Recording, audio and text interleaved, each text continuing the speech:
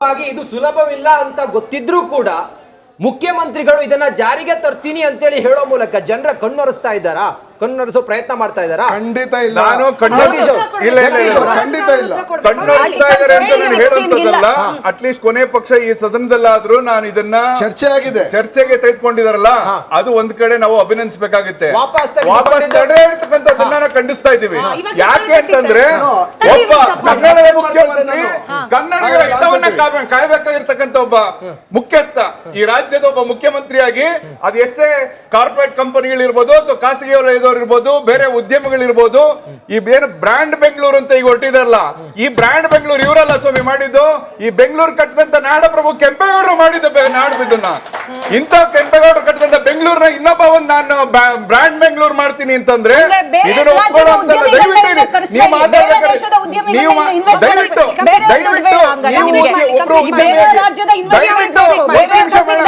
ನಿಮ್ಮನ್ನು ಗೌರವದಿಂದ ಮಾತಾಡ್ತಾ ಇದ್ದೀನಿ. ತಾವು ಒಬ್ಬ ಉದ್ಯಮಿಯಾಗಿ, ನಾನು ಸಹ ಹೋರಾಟಗಾರನ ಜೊತೆಗೆ ನಾನು ಒಬ್ಬ ಉದ್ಯಮಿ, ಪೀಣ್ಯ ಕೈಗಾರಿಕಾ ವ್ಯಾಪ್ತಿಯಲ್ಲಿ ನಂದು ಉದ್ಯಮ ಇದೆ. ಹಾಗಾಗಿ ನಾನು ಹೇಳ್ತೇನೆ, ಮೊದಲು ನೀವು ನಿಮ್ಮ ಮಾತನ್ನ ವಾಪಸ್ ತಗೋಬೇಕು. ಕನ್ನಡಿಗರನ್ನ ತೆಗೆದುಕೊಂಡ್ರೆ ಕನ್ನಡಿಗರಿಂದ ನನ್ನ ಫ್ಯಾಕ್ಟರಿ ಹಿಂದೆ ಹೋಗುತ್ತೆ, ನನ್ಗೆ ಹಿಂದುಳಿತೀನಿ ಅಂತ ಹೇಳಿದಿರಲ್ಲ, ದಯವಿಟ್ಟು ಆ ಮಾತನ್ನು ತಗೋಬೇಕು. ಇಡೀ ಜಗತ್ತಿಗೆ ಕನ್ನಡಿಗರು ಅಂತಂದ್ರೆ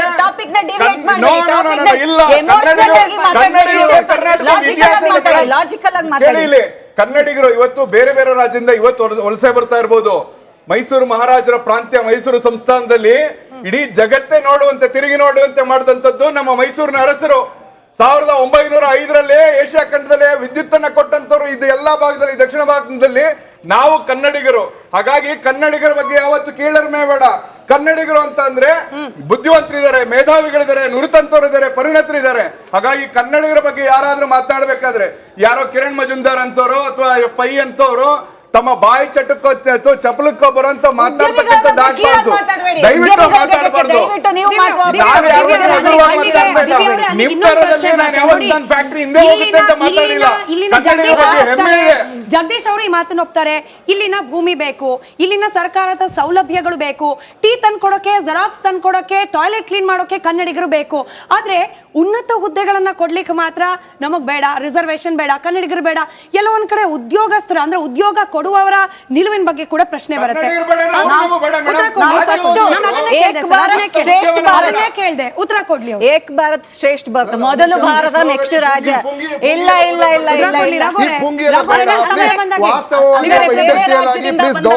ಮಾತಾಡಿ ನೀವು. ಈ ಪುಂಗಿ ಓದೋದಲ್ಲ ಪ್ಲೀಸ್ ಬೇಡ, ಈ ಪುಂಗಿ ಓದೋದಲ್ಲ ಬೇಡ ಪ್ಲೀಸ್. ನೇರವಾಗಿ ಇಂಡಸ್ಟ್ರಿಯಲಿಸ್ಟ್ ಇದ್ದೀರಿ, ಇಂಡಸ್ಟ್ರಿಯಲಿಸ್ಟ್ ಇದ್ದೀರಿ, ಇಂಡಸ್ಟ್ರಿಯಲಿಸ್ಟ್ ಮಾತಾಡಿ ನೀವು. ರಾಜ್ಯದ ಸಮಸ್ಯೆ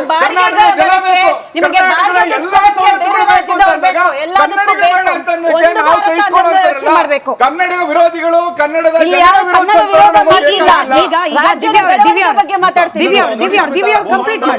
ಕನ್ನಡಿಗರೇ, ಕಿರಣ್ ಮಜುಂದಾರ್ ಕನ್ನಡಿಗರೇ, ಮತ್ತು ಅನೇಕ ಜನ ಕನ್ನಡಿಗರು, ನಾರಾಯಣ ಮೂರ್ತಿಯವರು ಕನ್ನಡಿಗರೇ, ಅನೇಕ ಜನ ಕರ್ನಾಟಕದಲ್ಲಿ ಉಳ್ಕೊಂಡು ಕರ್ನಾಟಕಕ್ಕೋಸ್ಕರ ಸೇವೆ ಮಾಡ್ತಕ್ಕಂಥ ಅನೇಕ ಉದ್ಯಮಿಗಳಿದ್ದಾರೆ. ಈಗ ಅಜೀಜ್ ಪ್ರೇಮ್ಜಿ ಏನಿದ್ದಾರೆ, ಪಾರ್ಸಿ ಇರ್ಬೋದು, ಆದರೆ ಹುಟ್ಟಿದ್ದು ಬೆಳೆದಿದ್ದೆಲ್ಲ ಕರ್ನಾಟಕದಲ್ಲೇ. ಅದರಿಂದಾಗಿ ನೋಡಿ, ನಾವು ಈ ರೀತಿಯ ತಾರತಮ್ಯತೆ ಏನಿದೆಯಲ್ಲ ಅದು ಅಷ್ಟು ಒಳ್ಳೇದಲ್ಲ. ಆದರೆ ನಾನು ಒಪ್ಕೊಳ್ತೀನಿ, ನಾನು ಜಗದೀಶ್ ಅವರ ಕಾಳಜಿನೂ ಒಪ್ಕೊಳ್ತೇನೆ, ದಿವ್ಯಾ ಅವ್ರ ಕಾಳಜಿನೂ ಒಪ್ಕೊಳ್ತೇನೆ. ನೋಡಿ, ಕನ್ನಡಿಗರಿಗೋಸ್ಕರವಾಗಿ ಕರ್ನಾಟಕದಲ್ಲಿ ಒಂದಷ್ಟು ವಿಚಾರಗಳು ಆಗಲೇಬೇಕು. ಅದು ರಿಸರ್ವೇಷನ್ ಮೂಲಕ ಆಗ್ತಿರ್ವೋ ಅಥವಾ ಬೇರೆ ನೋಡಿ, ಕನ್ನಡ ಒಂದು ಭಾಷೆ ಅಂತ ನೀವು ನೋಡೋದ್ರ ಬದಲು ಕನ್ನಡ ಒಂದು ಸಂಸ್ಕೃತಿ ಅಂತ ನೋಡಿ, ಕನ್ನಡ ಒಂದು ಭಾವನಾತ್ಮಕ ವಿಚಾರ ಅಂತ ನೋಡಿ. ನೋಡಿ, ಇವತ್ತು ನಾನು ಒಂದೇ ಒಂದು ಎಕ್ಸಾಂಪಲ್ ಹೇಳ್ತೀನಿ, ಔಟ್ ಆಫ್ ದ ಕಾಂಟೆಕ್ಸ್ಟ್ ಅನ್ಸ್ಬೋದು ಕೆಲವರಿಗೆ. ಕಾಂತಾರ ಚಿತ್ರ ಎಷ್ಟು ಚೆನ್ನಾಗಿ ಎಲ್ಲರೂ ಒಪ್ಕೊಂಡ್ರು.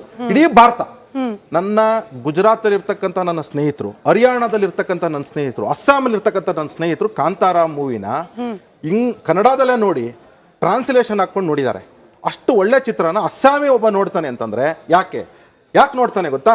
ಅದು ಈ ನೆಲದ ಸಂಸ್ಕೃತಿಯನ್ನ, ಕರ್ನಾಟಕದ ಒಂದು ಪಾರಂಪರಿಕ ಒಂದು ಸಂಸ್ಕೃತಿನ ಎತ್ತಿಡ್ತಕ್ಕಂಥ ಕೆಲಸ ಮಾಡ್ತು.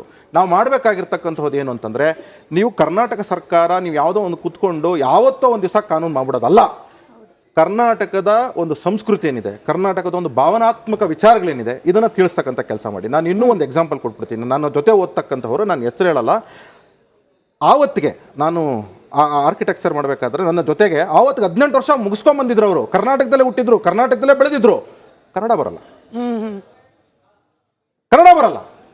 ಕರ್ನಾಟಕದ ಕೋಟಾ, ಕರ್ನಾಟಕದ ರಿಸರ್ವೇಶನ್ ತಗೊಂಡಿದ್ದಾರೆ, ಕನ್ನಡ ಬರಲ್ಲ. ಯಾಕೆ? ನಾವು ಏನ್ ಮಾಡಿದೀವಿ ಅಂದ್ರೆ ಅವ್ರಿಗೆ ಕನ್ನಡದ ಒಂದು ಸಂಸ್ಕೃತಿಗೆ, ಕನ್ನಡದ ಒಂದು ನೆಲಗಟ್ಟಿಗೆ ಅವ್ರನ್ನ ಒಗ್ಗಿಸ್ಕೊಳ್ತಕ್ಕಂತಹ ಅನೇಕ ವಿಚಾರಗಳು ಸರ್ಕಾರಗಳು ಮಾಡ್ತಾ ಇಲ್ಲ. ಸಂಪುಟದಲ್ಲಿ ಇದಕ್ಕೆ ತೀರ್ಮಾನ ತೆಗೆದುಕೊಂಡು ನಾವು ಮಸೂದೆ ಮಾಡ್ತೀವಿ ಅಂತೇಳಿ ಹೇಳಿ ಆ ನಂತರ ತಡೆ ಹಿಡಿದಿರೋದ್ರ ಹಿಂದೆ ರಾಜಕೀಯ ಏನಾದ್ರೂ ಇದೆಯಾ ಮೇಡಮ್? ಖಂಡಿತ ಇದೆ ಸರ್. ರಾಜಕೀಯದಿಂದಲೇ ಹಾಳಾಗ್ತಾ ಇರೋದು. ಇವಾಗ ಆ ಮೇಡಮ್ ಹೇಳಿದ್ರು, ನಾವು ಜಾಸ್ತಿ ಅಮೌಂಟ್ ಕೊಟ್ಬಿಟ್ಟು ನಾವು ಸೈಟ್ಗಳು ಎಲ್ಲ ತಗೊಳ್ತೀವಿ, ಅವ್ರು ಕೋಟ್ಯಾಧೀಶ್ವರ ಆಗ್ತಿದ್ದಾರೆ ಅಂತ. ಬಡಬಗ್ರು ಒಬ್ಬ ಆಟೋ ಓಡಿಸೋನು ಈಗ ಹೇಳ್ತಾನೆ, ಆಟೋದವನು, ಮೇಡಮ್ ನಾನು BCom ಓದಿಸಿದ್ದಾರೆ, ನಮ್ಮಪ್ಪ ಕೂಲಿ ಮಾಡಿ ಆಟೋ ಓಡಿಸಿ ನಾನು BCom ಓದಿಸಿದ್ದಾರೆ, ನನಗೆ ಕೆಲಸ ಇಲ್ಲ, ನಾನೀಗ ಆಟೋ ಓಡ್ಸೋಕೆ ಬಂದಿದ್ದೀನಿ ಅಂತಾರೆ. ಇನ್ನೊಬ್ರು ಹೇಳ್ತಾರೆ, ನನಗೆ ಗೊತ್ತಿರೋಂಗೆ ನಮ್ಮನೇಲಿ ಕೆಲಸ ಮಾಡೋಳು, ಅವಳು ಪಾಪ ಅವಳ ಮಗನ MBA ಮಾಡಿಸಿದಾಳೆ, ಅವನಿಗೆ ಕೆಲಸ ಸಿಕ್ಕಿಲ್ಲ, ರೆಸ್ಯೂಮ್ ಕೊಟ್ರೆ ಕರ್ನಾಟಕದಲ್ಲಿ ತಗೊಳ್ತಾ ಇಲ್ಲ. ಎಲ್ಲ ಈ ತರ ಬೇರೆ ಪರದೇಶದಿಂದ ಬಂದವ್ರಿಗೆ ಕೆನರಾ ಬ್ಯಾಂಕ್ ಹೋದ್ರೆ ಅಲ್ಲಿ ಒಬ್ಬ ಕ್ಯಾ ಅಂತಾನೆ, ಅವನ ಹತ್ರ ನಾವೇನ್ ಮಾತಾಡೋದು? ಅಂತ ನಮ್ ಕರ್ನಾಟಕದವ್ರು ಇರ್ಬೇಕು, ಕನ್ನಡಿಗರು ಇರ್ಬೇಕು, ಕನ್ನಡಿಗರು ಇದ್ರೆ ಅದಕ್ಕೊಂದು ಬೆಲೆ ಇರುತ್ತೆ. ನೀವೇನಂತೀರಿ? ದಿವ್ಯಾ ಅವರು ಅರ್ಹತೆ ಇಲ್ಲ ಅಂತಂದ್ರು. ನ್ಯೂ ಜೆರ್ಸಿ ಆಗಲಿ, ಕ್ಯಾಲಿಫೋರ್ನಿಯಾ ಆಗಲಿ, ಹೆಚ್ಚಿನ ಭಾಗದಲ್ಲಿ ಕನ್ನಡಿಗರು ಅಲ್ಲಿ ದೊಡ್ಡ ಹುದ್ದೆಗಳಲ್ಲಿ ಇದ್ದಾರೆ. ಅಲ್ಲಿ ಹೇಗೆ ಸಾಧ್ಯ ಆಯ್ತು? ಇದೇ ಪ್ರಶ್ನೆನ ಜಗದೀಶ್ ಅವರು ಕೇಳೋಣ ಅಂತಿದ್ದೆ. ನಮ್ಮ ರಾಜ್ಯದಲ್ಲಿ ಓದಿ ಗೋಲ್ಡ್ ಮೆಡಲ್ ಅನ್ನ ತೆಗೆದುಕೊಳ್ಳೋರು ಎಷ್ಟು ಜನ ಇಲ್ಲಿ ಕೆಲಸಕ್ಕೆ ಅಪ್ಲಿಕೇಶನ್ ಆಗ್ತಿದ್ದಾರೆ? ಅಶೋಕ್ ಗೌಡ್ರು ಕೂಡ ಅದೇ ಹೇಳ್ತಿದ್ರು, ನಮ್ಮ ಜನರಿಗೆ ಉದ್ಯೋಗಕ್ಕೆ ಅವಕಾಶ ಇದೆ ಅಂದ್ರೂ ಕೂಡ ಅವರು ಕೂಡ ಬೇರೆ ಕಡೆ ಹೋಗ್ತಿದ್ದಾರೆ. ಅಂದ್ರೆ ನಮ್ಮ ವ್ಯವಸ್ಥೆಯಲ್ಲೂ ಕೂಡ ಲೋಪ ಇದೆ. ಯಾರನ್ನ ಬ್ಲೇಮ್ ಮಾಡೋದು ಸರ್? ಸರ್ಕಾರನ ಅಥವಾ ನಮ್ಮ ಮನಸ್ಥಿತಿನೇನಾ?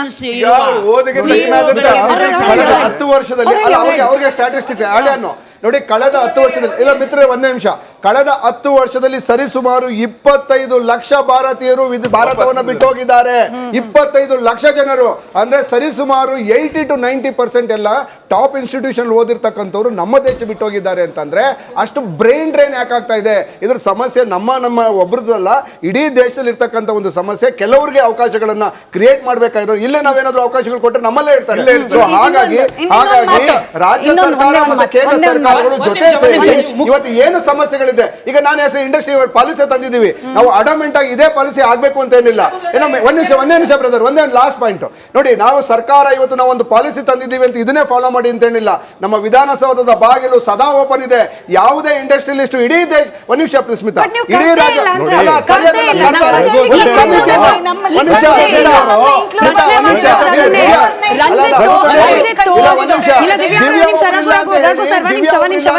ದಿವ್ಯಾ ಅವ್ರ ಬಗ್ಗೆ ಪ್ರಶ್ನೆ ಅಲ್ಲ, ದಿವ್ಯಾ ಅವ್ರ ಬಗ್ಗೆ ಪ್ರಶ್ನೆ ಅಲ್ಲ, ಅಶೋಕ್ ಅವರು ಕೂಡ ಪ್ರಸ್ತಾಪ ಮಾಡಿದಂಗೆ. ಒಂದ್ ನಿಮಿಷ ಜನರ ಹತ್ರ ಕೇಳೋಣ.